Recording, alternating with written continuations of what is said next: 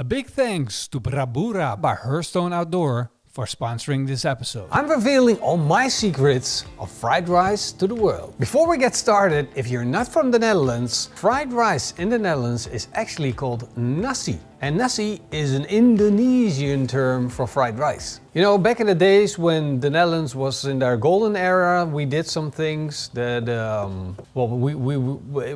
looking at hindsight, we shouldn't have maybe not have done.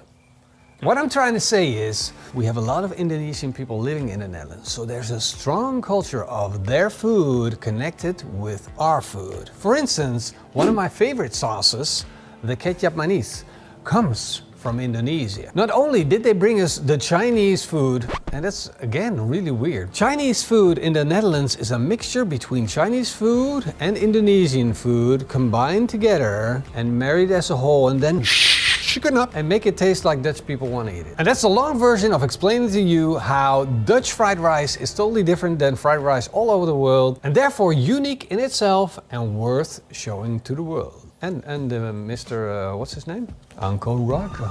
The first thing that I need to do is cut up this chicken.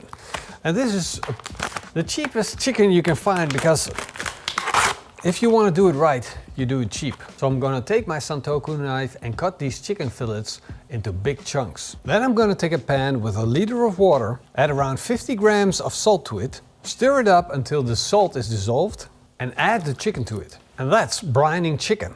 Now this goes into the fridge for at least 2 hours. This is the fast food way of doing it, and there's also another version, a more Indonesian style of making satay, but that's not what we're doing today. Time to pull out my chef's knife and slice up some leek. I'm going to take off the outside leaves and quarter up the young fresh leaves that sit on the inside. And then all I need is some ham, an egg, and yesterday's leftover white rice. Now, in reality, Dutch people don't have leftover white rice. So you gotta cook this ahead of time, a day, and in this case it's probably more like 2-3 weeks, but it gets better. The older the rice, the better it is, and the reason that it's better is because it's dry.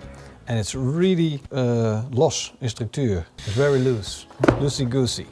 And of course, don't forget about the sunflower oil and the secret ingredient. Some people might know, some people might not know, but if you eat at a Chinese restaurant, it has that warm it up flavor, that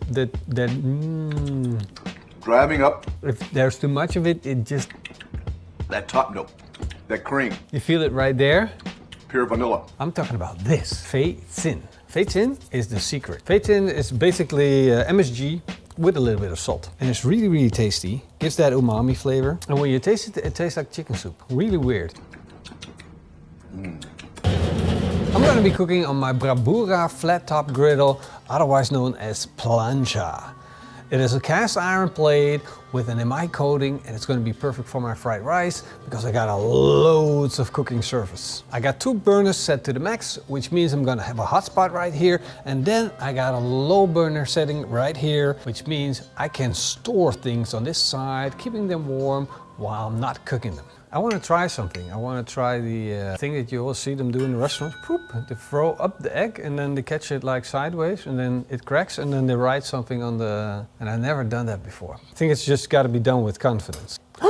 Oh, snap! You saw that? Oh, look, look, look. I can write. Come on. Go, go, go, go. Give me an X. Beep. Who is the fried rice master now? Look at that. Pretty sure that's a required specification for a real true fried rice master. But for the fried rice, I'm going to scramble the eggs. Of course, that's done on the plancha. And once it's fried, just slide it to the side. If Anthony Bourdain would be here, he would be proud of my rhyming skills. If Uncle Roger would see me working that egg, he would probably not. All right, now I want to get some oil in, a little bit of sunflower oil, then the leek, the ham. And what I need is to see a little bit of charring on the outside of my leek and on my ham, just to get that flavor out. Everything that's locked inside of it needs to pop out. There we go. My leek is turning soft and shiny, and leek in itself is super, super sweet and very tasty. It's like a better version of an onion. This is so cool.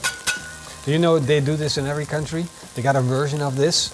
Like this is a Spanish plancha, but then you got the flat top grill in the US. You got the teppanyaki in Japan. Every country needs something like this, a cooking plate. Now I'm gonna mix everything up. The egg, the leek, the ham. Let the flavors come together. And then of course I'm gonna need our old rice. I'm gonna set this to the side. That will make mixing it up later easier. A little bit of oil goes on, and then start warming up the rice, breaking it up. Once everything is broken up, and mix it in with the vegetables and start slowly. Start with half, for instance, because you want to mix it up. You want to see how much of the veggies you're going to need for your fried rice, because you can't have the veggies overpowering the fried rice. But I think in this case, I eyeballed it pretty good. The right amount of everything. There we go, look at that. And then I'm gonna boost the flavor, making it the fast food version of fried rice. A little bit of MSG, fades in, mix it up. Once it's done, I'm gonna slide it to the side. Then I'm gonna turn off the heat on this side of the plancha. I'm gonna put on a lid. I'm gonna let this steam. It's gonna regenerate the rice. It's going to give the rice a little bit of opportunity to take juices and flavor from the ham, from the leek, and of course a little bit of that MSG, and just soak it all in and marry all of the ingredients together into a real good tasting fried rice. And for the Dutch guys, they know what's coming. I gotta get my pan on, I gotta get it warm, and then I'm going to add pre-made peanut sauce. If you're organizing a party in the Netherlands, make sure you got some of this sauce. And then just warm it up, get some baguette, slice it up, and then feed it to the people that are super hungry. And the more you feed them with this sauce and bread, the less they will be eating of your steak. And then, of course, we need our chicken.